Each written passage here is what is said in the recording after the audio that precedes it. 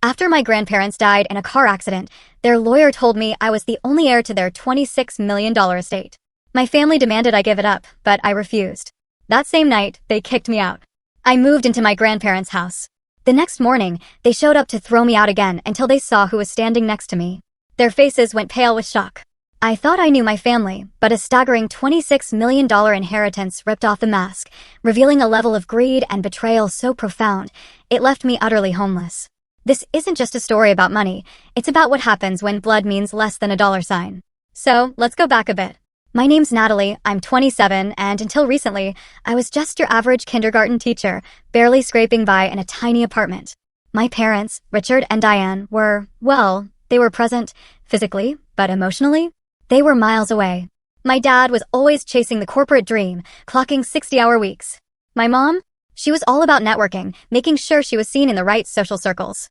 Family dinners were like rare constellations, and when they did happen, my parents were usually glued to their phones, lost in work calls, or planning their next big social event. There was food on the table, sure, a roof over my head, but warmth, guidance, that was a different story. From age 5, my real home was my grandparents' place. Elizabeth and Harold. Every weekend, every summer, I was there. They were wealthy, incredibly so, but you'd never know it. Their 4-bedroom house, sitting on 3 acres, was modest, welcoming. Grandpa Harold taught me to grow tomatoes in his sprawling vegetable garden. Grandma Elizabeth showed me how to bake cookies from scratch, how to sew a button. They were at every school play, every soccer game my parents conveniently missed. They built Alexander Logistics from the ground up, one truck in a garage in the 70s, dreaming big. By the time I was born, it was a regional powerhouse, 200 trucks, 5 warehouses across 3 states. And yet, Grandpa drove the same pickup truck for 2 decades. Grandma clipped coupons. They taught me, Natalie, money is just a tool, not a measure of your worth. Use it to build something meaningful, not to impress people who don't matter. This philosophy, this deep-seated belief, was exactly why my dad, their only son, had such a fractured relationship with them. He expected to inherit everything, to live this lavish, opulent life. He actually resented their frugality, calling them stingy, old-fashioned. What they saw as character building, he saw as deprivation. They paid for his college, but he still had to work summer jobs. They helped him with the down payment on a starter home, not the luxury condo he demanded. The final straw? He wanted a senior position in their company, with 0 experience. They said no. He needed to earn it. He stormed out, took a corporate job, and that was it. Their relationship was never the same. With me, though, it was different. They paid for my education, debt-free, but pushed me to follow my passion, not just a paycheck. When I told them I wanted to be a kindergarten teacher, earning barely minimum wage, they were genuinely thrilled. Through my adult life, our bond grew even stronger. Sunday dinners were a sacred tradition. I'd help them with their smartphones, video calls. They'd share family recipes, stories from their youth. Holidays? I was always at their house, not my parents', which, of course, fueled my mother's constant indignation, seeing it as a personal rejection.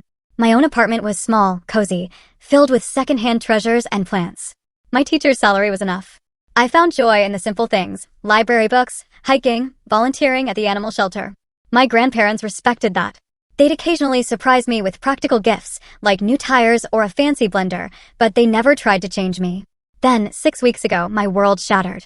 I was grading papers, just a regular Tuesday evening, when the call came from the police. A drunk driver. A red light. My grandparents, Elizabeth and Harold, gone. Just like that. Instantly. The officer said they didn't suffer, and in a way, I clung to that, but it was little comfort. The funeral? It was a complete haze. I vaguely remember my parents, Richard and Diane, taking charge, arguing with the funeral director about costs, as if every penny was a personal affront. My brother, Jason, flew in from California, glued to his phone the entire time. Aunt Pam, my dad's sister, put on this dramatic, teary performance, but the moment a camera was out of sight, the waterworks dried up. Her husband, Uncle Steve, just hovered awkwardly, a silent shadow. None of them had bothered to visit my grandparents in years, and, suddenly, they were the picture of the grieving family.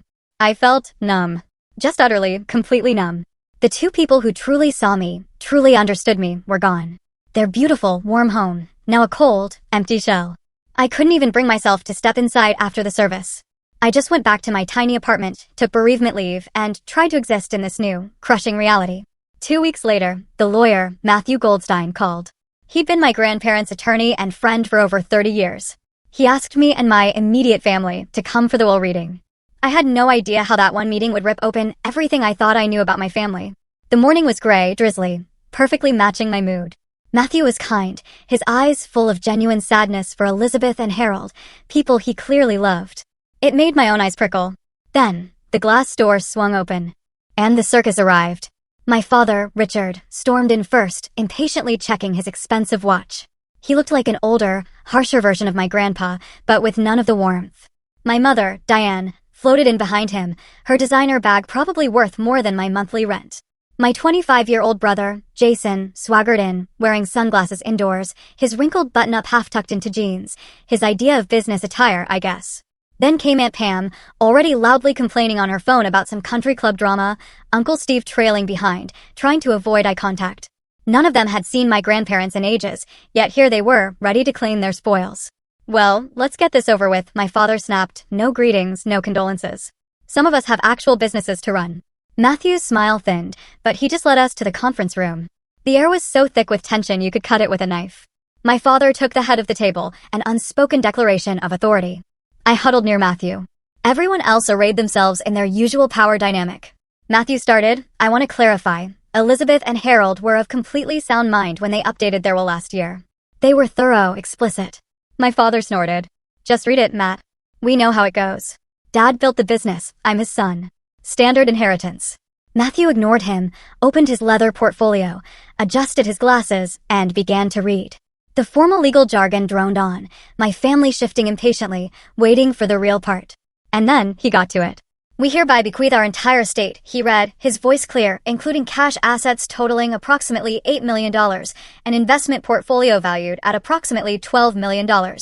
Real estate holdings including our primary residence valued at $5 million and our 25% ownership stake in Alexander Logistics valued at approximately $1 million. To our beloved granddaughter, Natalie Grace Foster. The room went utterly, chillingly silent. My breath caught in my throat. $26 million? To me? I was sure I'd misheard. Matthew continued, we specifically and intentionally make no provisions for our son Richard Alexander, our daughter-in-law Diane Alexander, our grandson Jason Alexander, our daughter Pamela Davis, or our son-in-law Stephen Davis, as we have provided for them during their lifetime and have made our reasons clear to our attorney. The silence shattered. Let me see that. My father roared, jumping up, his chair clattering backward.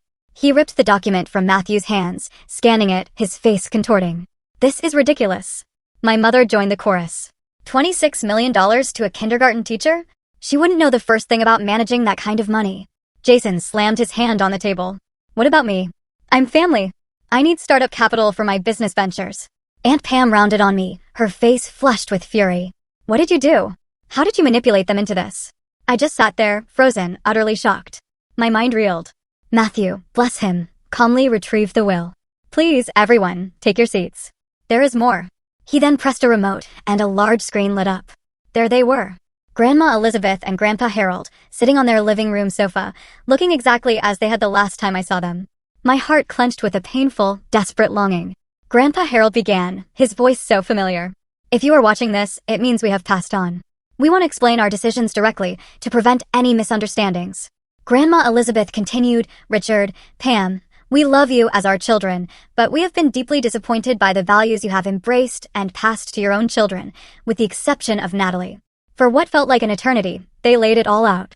Decades of my father and aunt prioritizing wealth over family. Treating them as a resource, not as parents. Missed family events, requested loans never repaid, their dismissive attitudes toward their modest lifestyle. The business we built, Grandpa said, his voice firm, was never about amassing wealth for its own sake. It was about creating security for our family and opportunities for our employees. We built it through hard work, integrity, and treating people fairly. Grandma added, Natalie is the only one who has demonstrated these values consistently. She visits us not because she wants something, but because she genuinely cares. She chose a career helping children despite the low pay because it fulfills her purpose. Grandpa concluded, we trust Natalie to be a good steward of what we have built, not to squander them on status symbols or get-rich-quick schemes. The video went on, detailing their hopes for how the inheritance could support education and community development, causes they had always held dear. As the screen went dark, the silence was once again deafening, before my father erupted. This is absolute garbage. They were clearly senile. We'll contest this will. No judge will uphold this insanity. Matthew, utterly unruffled, replied, "They anticipated that response, Richard. They underwent extensive cognitive testing before finalizing this will, with multiple independent doctors certifying their competence. Additionally, they documented years of behaviors that informed their decision. I must advise you, contesting this will would be extremely difficult, expensive, and unlikely to succeed." My mother, Diane, then pivoted, her voice suddenly sugary sweet. "Honey, sweet Natalie, darling, you understand this isn't right. Your grandparents were confused. This money belongs to the family, not just you. You'll share it with us, won't you?" I felt completely exposed, all eyes on me. I have to think about this," I stammered, my voice barely a whisper. "I had no idea they would do this." Jason scoffed. "Think about it? There's nothing to think about. That money should be divided equally, or managed by someone with actual business experience." Meaning him, of course. As the arguing escalated, Matthew gently touched my arm. "You don't have to decide anything today, Natalie.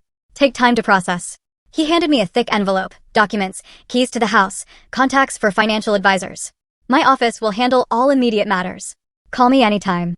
The meeting dissolved into pure pandemonium after that, threats of lawsuits, accusations flying. Matthew eventually asked everyone to leave. As we were filing out, my father grabbed my arm, his grip surprisingly rough. "This discussion is not over," he hissed. "Come to our house tonight at 6. We will sort this out as a family."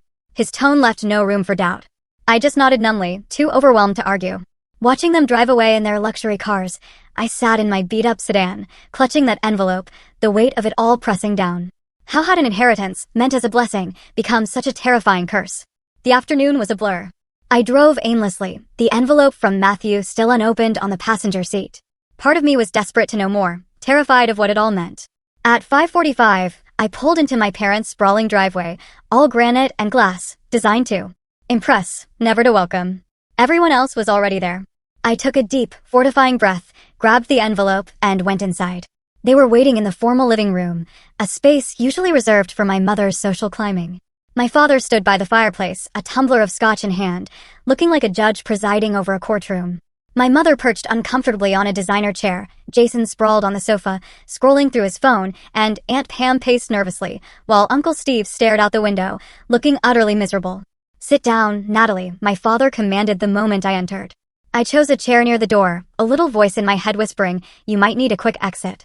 "Let's be reasonable about this," he began, his business negotiation voice dripping with condescension. "Your grandparents clearly weren't thinking straight. They meant for the family to benefit, not just you." My mother chimed in, "Sweetheart, managing wealth is complicated. Your father has the experience. You can still get a nice portion, enough for a real house, not that tiny apartment." The implication, the sneer in her voice, made my skin crawl. But I stayed silent. Emboldened, my father continued, "Here's our proposal. You sign over the estate to me, as the financial head of the family. I'll ensure everyone gets their fair share. You'll receive 10%, which is more than generous considering your limited needs." 10%. My voice finally returned. "That's still over $2 million. "Exactly." Jason jumped in. "More than enough for a teacher. I need at least $5 million for my cryptocurrency exchange platform. It's going to be huge." I just stared at him. Jason, whose business ventures were a revolving door of get-rich-quick schemes, never holding a job for more than 3 months. His last app, for rating public restrooms, had imploded after burning through 50 grand of my parents' money. "The house should go to us," Aunt Pam suddenly interjected, as if it were a casual suggestion. "We have 3 children to consider. That neighborhood would give them access to better schools." I almost laughed. This woman had never once visited my grandparents in that house. Her kids, my cousins, were practically strangers. As the evening wore on, their tactics shifted. Demands turned into guilt trips. "After all we've done for you," my mother dramatically sighed, her eyes welling up with crocodile tears. "We gave you life, a good home, opportunities. Is this how you repay family loyalty?" I nearly choked on my water. Loyalty? When was the last time either of them called just to check on me? When did they ever attend one of my school performances? My father changed strategies again, his voice dropping to a menacing register. "We're not asking, Natalie. We're telling you what will happen. Either you sign the transfer documents voluntarily, or we will contest the will. We'll bring up every questionable interaction you had with your grandparents. How often did you visit them alone? What did you tell them about us when we weren't there? It will get ugly." The threat hung in the air, heavy and poisonous. I felt sick, but something inside me hardened. A memory surfaced, Grandpa Harold, teaching me to stand my ground during a playground dispute when I was 8. "No one can take your dignity unless you give it away, Natalie," he'd said. "Know what is right and hold firm." Uncle Steve, Bless him, who'd been silent until now, finally spoke, his voice quiet. Maybe we should all calm down. Give Natalie some time to think. This is a lot to process. My father rounded on him like a wolf. Stay out of this, Steve. This is family business. Uncle Steve, for his part, tried to stand firm. I am family, he replied softly, but he visibly retreated under my father's furious glare. The clock ticked past 9. Jason was already drafting crude transfer paperwork on his laptop. My mother was on the phone with their attorney, discussing wording. Aunt Pam was scrolling through real estate listings for my grandparents' house, talking about which walls she'd knock down first. They had already divided my inheritance without my consent, meticulously planning how they'd spend every single dollar. Not once did they mention my grandparents' wishes. Not once did they ask what I thought. At 10:30, my father printed the document and slid it across the coffee table to me, along with a pen. Sign it, he demanded. Now. I picked up the paper. The language was outrageously broad, essentially signing away all my rights.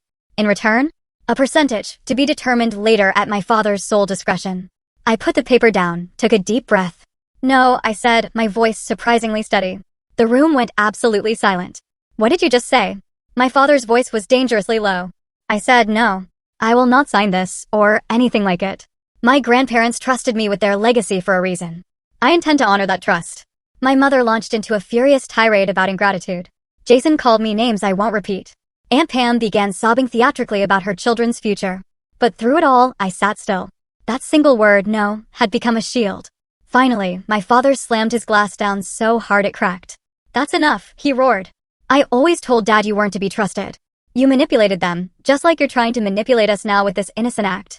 He stalked towards me, his finger jabbing inches from my face. You have a choice to make right now, Natalie. Either you sign that paper and remain part of this family, or you take your precious inheritance and consider yourself disowned. You cannot have both. The ultimatum hung in the air, thick with menace. I looked around at their faces, searching. For love. For understanding. I found none. In that gut-wrenching moment, I finally understood a painful, horrible truth. They had never really seen me as family. I was just a means to an end, a potential source of money. Nothing more. I'm not signing, I said firmly, standing up. I'm sorry you feel this way, but I have to respect what Grandma and Grandpa wanted. Then get out of my house, my father snarled. Pack your things and leave tonight. You are no longer welcome here. I live in my own apartment, I reminded him, my voice flat. I have for years. He laughed coldly. The apartment we co-signed for, because your teacher salary couldn't qualify for the lease? Check your agreement, Natalie. We own that building through one of our investment companies. Consider your lease terminated. My stomach dropped. He was right. When I couldn't qualify, they'd helped. I had no idea they actually owned the building through a shell company. You have 30 minutes to pack essential items, my mother said, checking her watch, her voice chillingly calm. The locks will be changed tomorrow. I stood there, frozen in utter shock. They were actually kicking me out, making me homeless. Over money they had never earned. The clock is ticking, Jason smirked. Better hurry, sis. Those $26 million won't keep you warm tonight. 30 minutes. To pack up my entire life. I moved on autopilot, stuffing clothes, toiletries, important documents, a few sentimental items into bags. My mind was screaming, how could they do this? How could money turn my family into complete strangers? My father stood in my bedroom doorway, arms crossed, watching me like a guard watching a prisoner. My mother was already downstairs, on the phone with a real estate agent about selling my grandparents' house, her voice echoing up the stairs.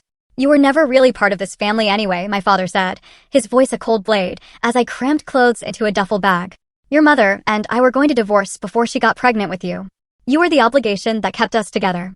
The casual cruelty of his words staggered me. I'd always sensed I was unwanted, but to have it confirmed so bluntly. We've wasted enough time and money on you, my mother added, appearing in the doorway. Your private school tuition, braces, summer camps, all those dance lessons you were terrible at. Consider this the end of our investment. Investment. Not love. Not care. Investment. As if I were a stock that had performed poorly. Jason appeared next, leaning against the wall, a smug smirk plastered across his face.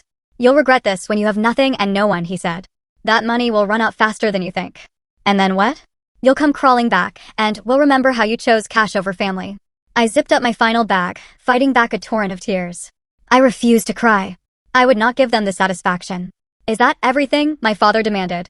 I looked around the room that had been mine since childhood, though I'd only stayed there occasionally since college. Ballet trophies, my framed diploma, bookshelves overflowing with novels, photo albums. So much left behind. I can come back for the rest later, I said, my voice cracking slightly. My father laughed. There won't be a later. Whatever you leave tonight goes to charity or the trash. Your call. The finality of it hit me like a physical blow. They were erasing me. Completely. All because I wouldn't hand over money they had done absolutely nothing to earn. I grabbed my grandmother's patchwork quilt from the bed, stuffing it into my already overflowing bag. That I would not leave. With 3 bags slung over my shoulders, another clutched in my hand, I made my way downstairs. No one offered to help. At the front door, I turned one last time.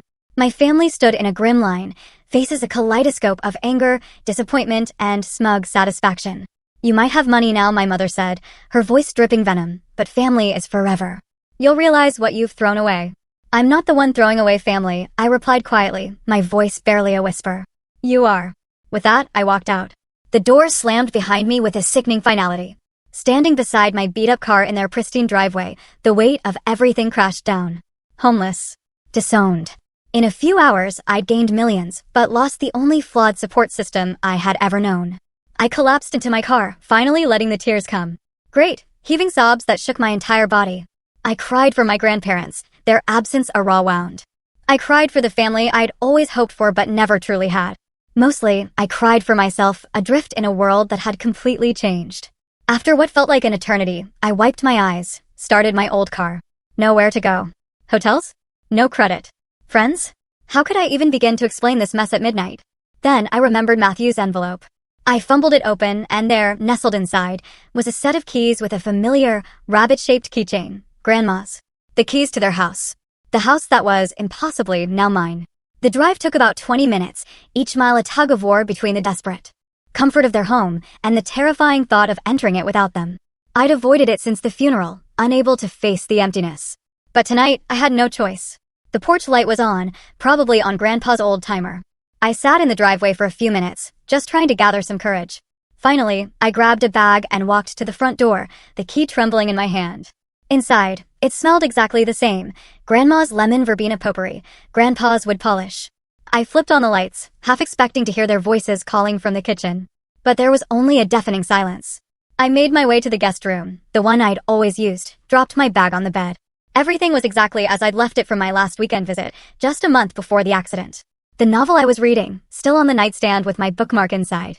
Fresh towels, folded on the dresser, placed there by Grandma, anticipating my next stay. The sheer thoughtfulness of it, that expectation of continuity they couldn't have known would be shattered, undid me again. I sank onto the bed and cried myself into an exhausted sleep, fully clothed, on top of the covers. Morning came with a cruel, disorienting brightness. For a moment, I actually expected to smell coffee brewing, hear Grandpa's off-key whistling. But reality crashed back. Silence. They were gone. And I had inherited not just their fortune, but their enemies, my own family. My phone, of course, had blown up overnight. Texts and missed calls, mostly from my parents, a dizzying back and forth between threats and sudden, sickening attempts at reconciliation. We can work this out if you'll be reasonable, my mother's message read. My father was less subtle. You have 24 hours to reconsider before we file suit. Jason's was the most chilling. Enjoying the big empty house? Not for long. That last one sent a shiver down my spine. It wasn't just bluster. It felt like a promise of something uglier. I immediately forwarded it to Matthew, who responded in seconds. Stay where you are. I'll be there in 30 minutes. Do not open the door for anyone else. His urgency alarmed me, but also brought a strange comfort. Finally, someone was truly on my side. Matthew arrived exactly on time, carrying a briefcase and 2 coffees. I ushered him into the kitchen, and we sat at the breakfast nook where my grandparents always had their casual meals. First things first, he said, sliding a warm cup toward me. Your family has already contacted 3 different attorneys about contesting the will. I anticipated this. I've prepared countermeasures. I wrapped my hands around the mug. They kicked me out last night. My father owns my apartment building through some investment company. Matthew nodded grimly. Typical Richard. Using leverage to force compliance. But what he didn't tell you is that your grandparents provided for this exact scenario. He pulled out a deed to a small cottage about 20 minutes outside of town.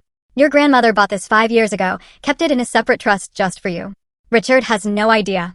You have somewhere to go if you need it. A wave of relief washed over me. At least I wouldn't be homeless.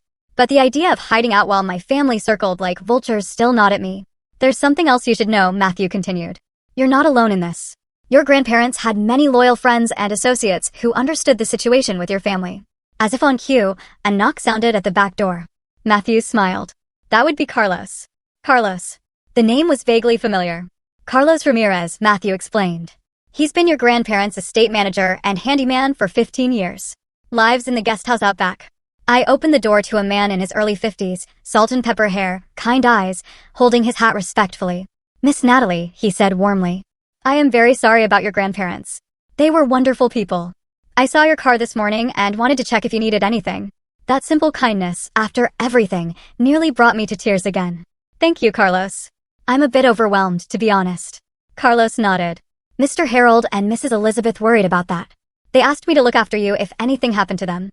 The house, the grounds, everything is maintained. I've been keeping watch. Matthew invited Carlos to join us.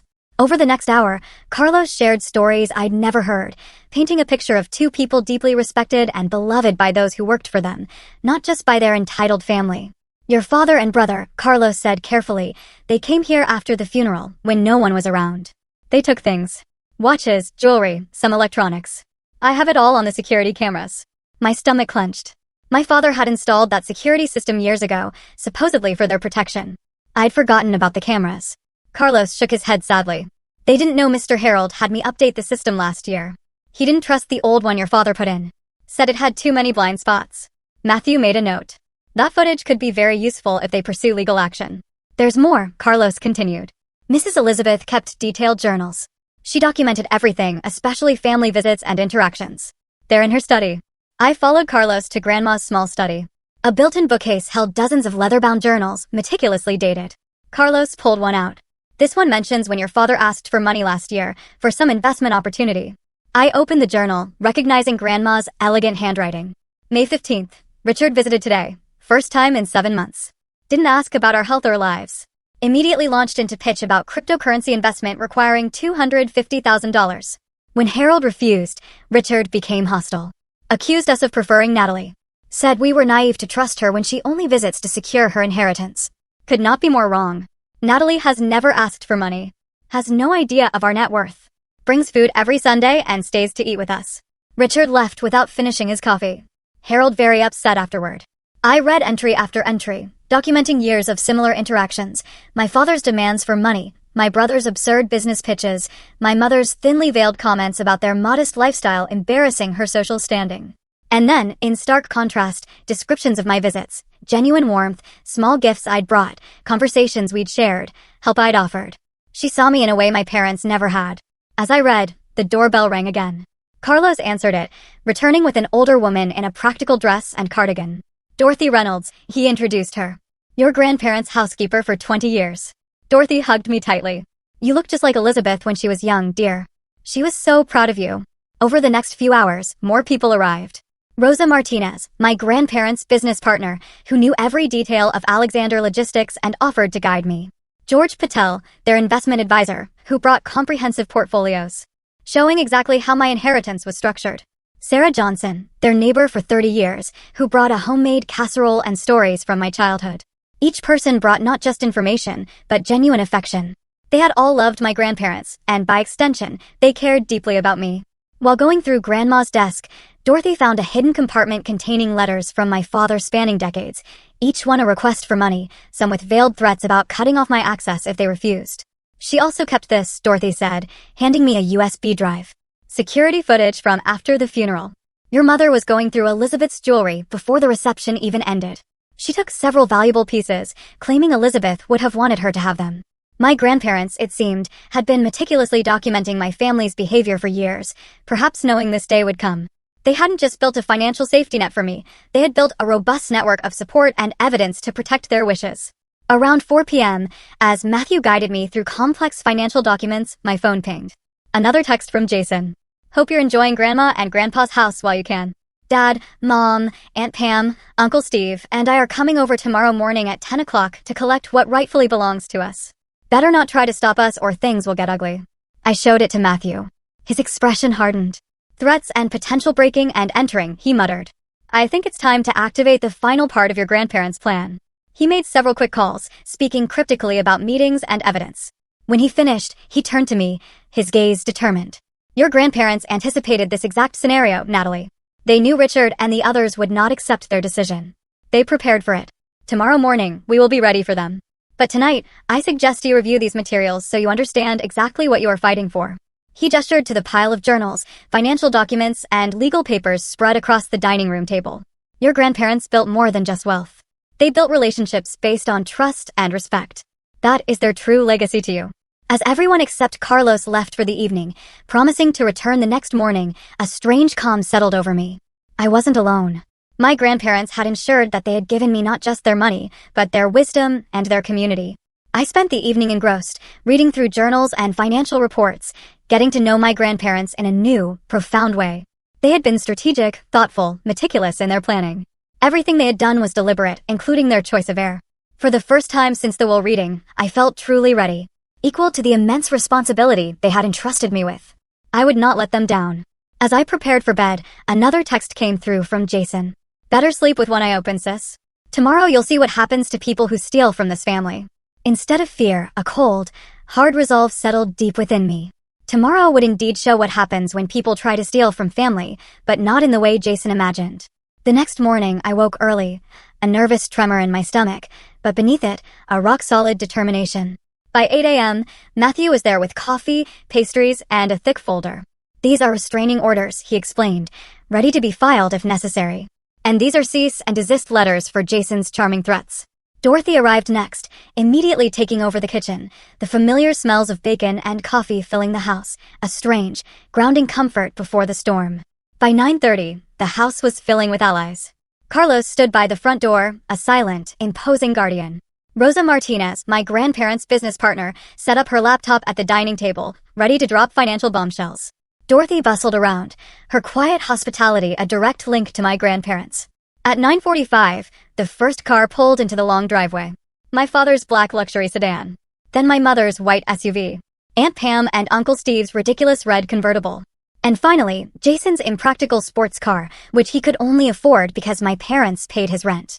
There early, Matthew observed, trying to catch us off guard. The doorbell rang aggressively, followed by pounding. Matthew nodded to Carlos, who opened the door. My father stood on the threshold, momentarily stunned to see Carlos, not me. Behind him, my family clustered, their faces a mix of anger, entitlement, and smug anticipation. "Where's Natalie?" my father demanded, his voice sharp. "This is family business." Carlos, unmoving, just said, "Miss Natalie is expecting you. Please come in."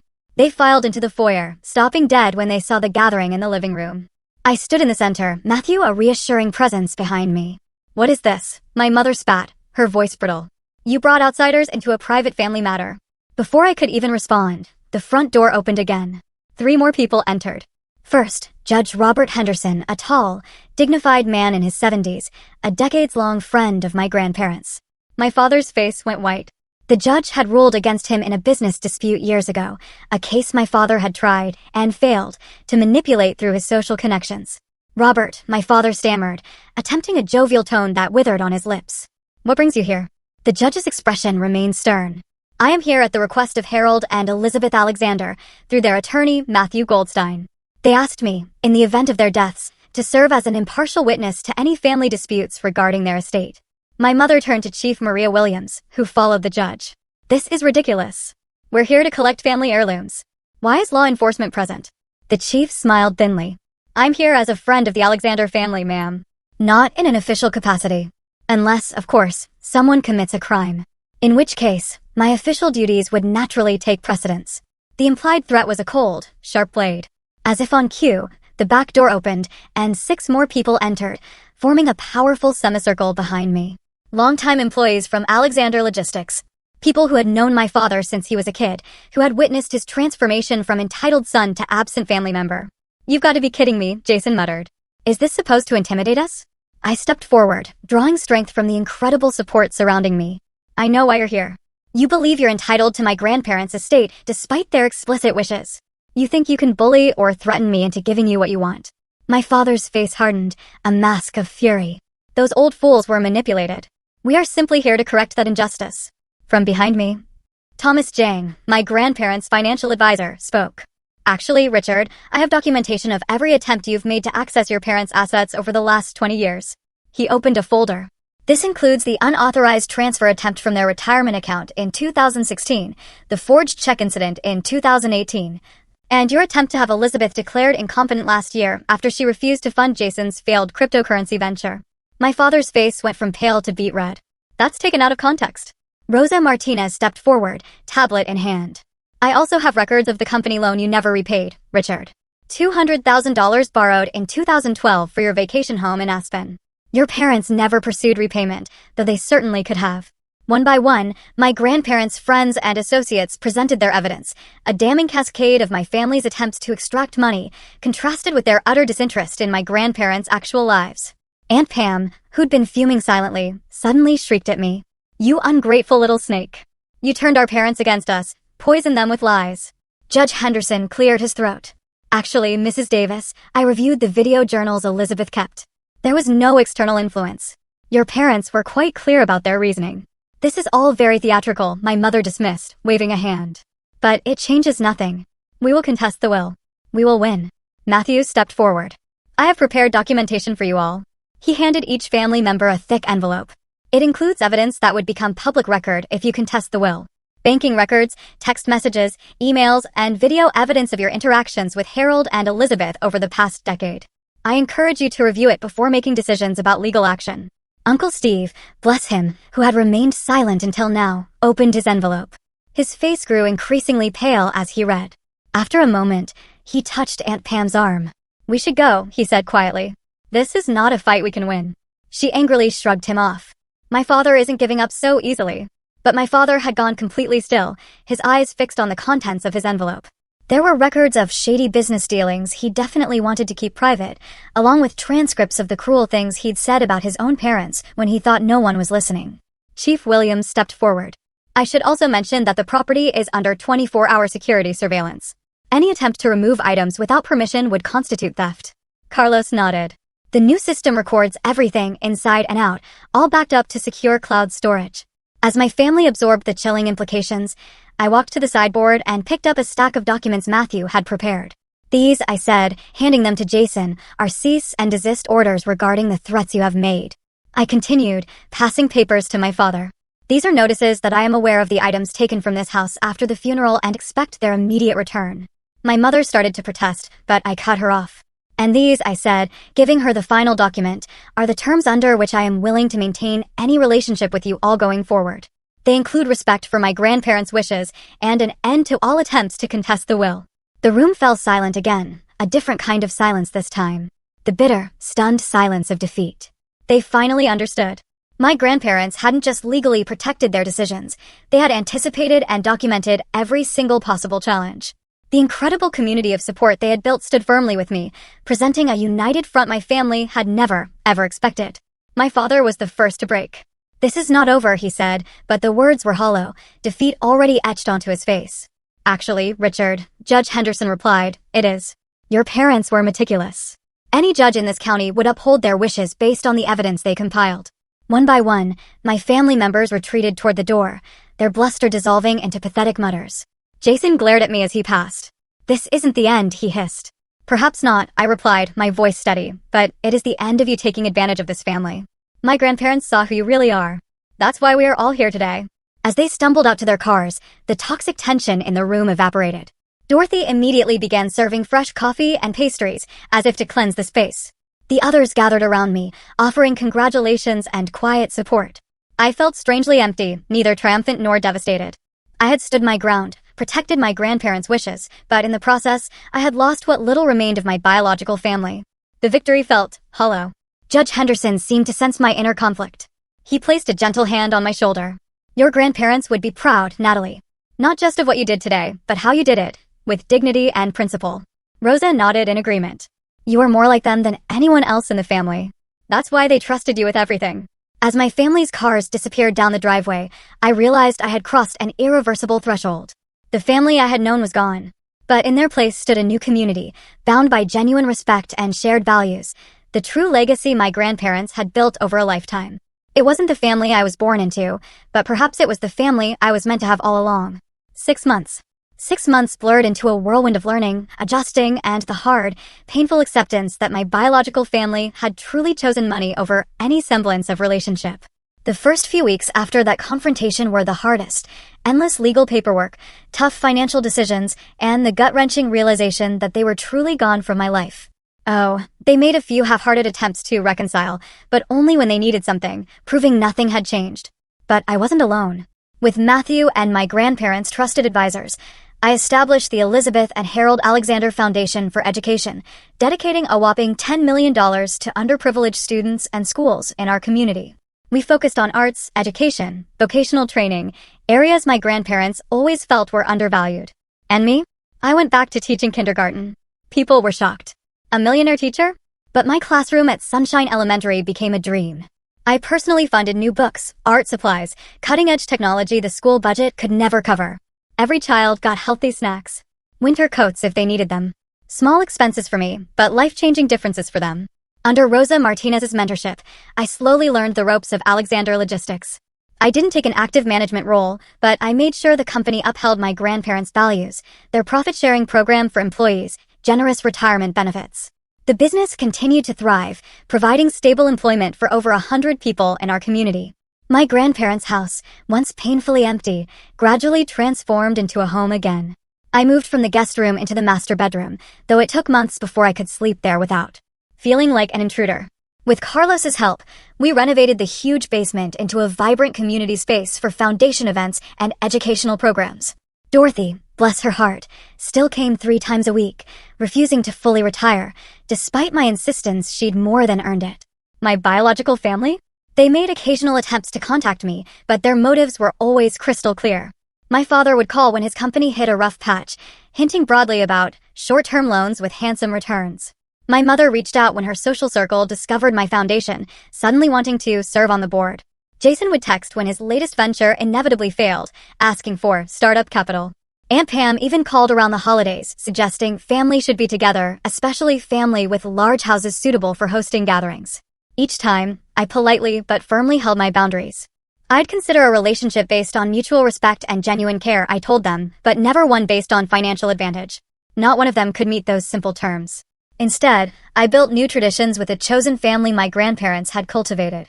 Sunday dinners continued, now hosted by me, with a rotating cast of incredible people, Rosa, Matthew, Carlos and his family, Dorothy, and so many others who had been part of my grandparents' circle. We celebrated holidays, shared milestones, supported each other through everything. It wasn't the family I was born into, but it was a community bound by something far stronger than DNA, shared values, genuine affection, and deep, true love. One crisp autumn morning, so similar to the day of their accident, I visited my grandparents' graves for the first time since the funeral. I brought fresh flowers and sat on the small bench nearby, finally ready for the conversation I'd been avoiding. I'm trying my best to honor what you built, I told them, feeling only slightly foolish for speaking aloud. The foundation is making a difference. 3 students have already received full college scholarships who otherwise couldn't have gone. Your employees still speak about you with such respect. A gentle breeze rustled the nearby trees, sending golden leaves spiraling down.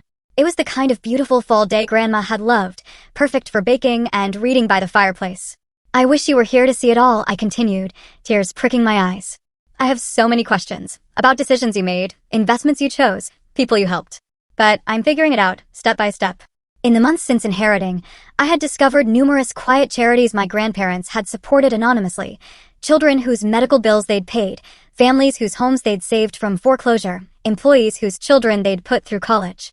All without public recognition, without praise. Thank you for trusting me, I whispered. I understand now why you made the choice you did. It was never really about the money. It was about values. About using resources for something meaningful, rather than status or power. As I sat there, memories washed over me, not with the sharp pain of recent grief, but with a bittersweet, profound appreciation for the time we'd shared. Grandpa teaching me to fish, Grandma showing me how to make her famous apple pie. Both of them attending every school play and graduation when my parents were always too busy. The inheritance had never been primarily about money. It had been about entrusting me with their legacy, their values, their vision of what wealth could truly accomplish when used with purpose and compassion. The very next day, I hosted the Foundation's first major event, a scholarship ceremony for 20 high school seniors who would receive full college funding. As I watched these bright, determined young people accept opportunities that would utterly change their trajectories, I felt my grandparents' presence strongly, almost physically. Among the recipients was Maria Vasquez, a brilliant young woman who reminded me so much of myself at that age, full of potential, but limited by financial constraints. She planned to become a teacher, to give back to her community, just as she had been supported. As the event concluded, Maria approached me, tears streaming down her face. "My parents both work 2 jobs," she said, her voice trembling. "No one in my family has ever gone to college. This changes everything. Not just for me, but for my younger siblings who now see it as possible." In that single, powerful moment, I understood completely what my grandparents had been building all along. Not just a business, not just a fortune, but a legacy of positive impact. A ripple effect that would continue long, long after they were gone. They had trusted me to amplify that effect, to carry their values forward in ways they would never see, but had envisioned. The money had indeed revealed true colors, showing me who valued wealth over relationship. But it had also revealed a community of genuine connection, people who had loved my grandparents for who they were, not what they owned. That was the true inheritance, more valuable than any dollar amount. As I move forward, I continue teaching, running the foundation, and learning the business. The wealth allows me to amplify good work, but it absolutely does not define me. I still live relatively simply, drive a practical car, and spend my weekends volunteering rather than shopping. My grandparents would approve, I think. They always said money was a tool, not a goal. And now I finally, truly understand what they meant. What about you? What's your experience with family and inheritance? Have you ever had to stand up to pressure from loved ones to do what you knew was right? I genuinely love to hear your stories in the comments below. And if this resonated with you, please like, subscribe, and share it with someone who might need encouragement to stand their ground. Remember, family is about love and respect, not obligation or advantage. Thank you for listening to my story, and I wish you the strength to honor your own values, whatever challenges you may face.